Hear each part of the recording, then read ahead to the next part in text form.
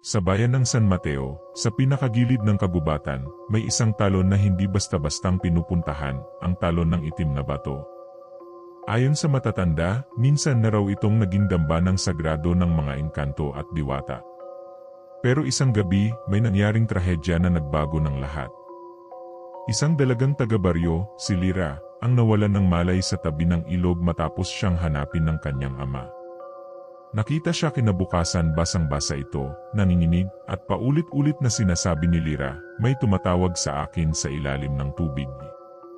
Simula noon, gabi-gabi siyang naglalakad patungo sa talon.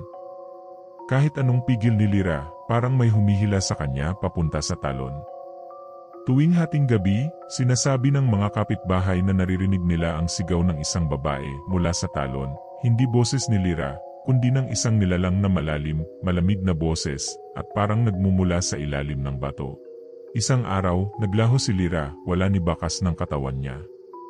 Pero natagpuan sa gilid ng talon ang kanyang pulseras, nakaipit sa pagitan ng mga ugat sa itim na bato.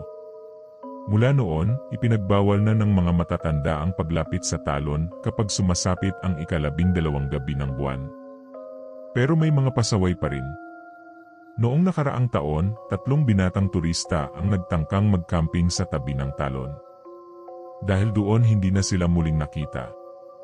At ang naiwan lamang ay ang tent nila, ang kanilang cellphone, at isang video na may kuha ng dilim, ugong ng tubig, at ang sigaw ng isang babae. Huwag niyong gisingin ang natutulog sa ilalim ng tubig. Hanggang ngayon, sinasabi ng mga taga-barangay, kapag tumahimik ang paligid ng talon, at narinig mong tinatawag ang pangalan mo mula sa lagaslas ng tubig, huwag kang lilingon.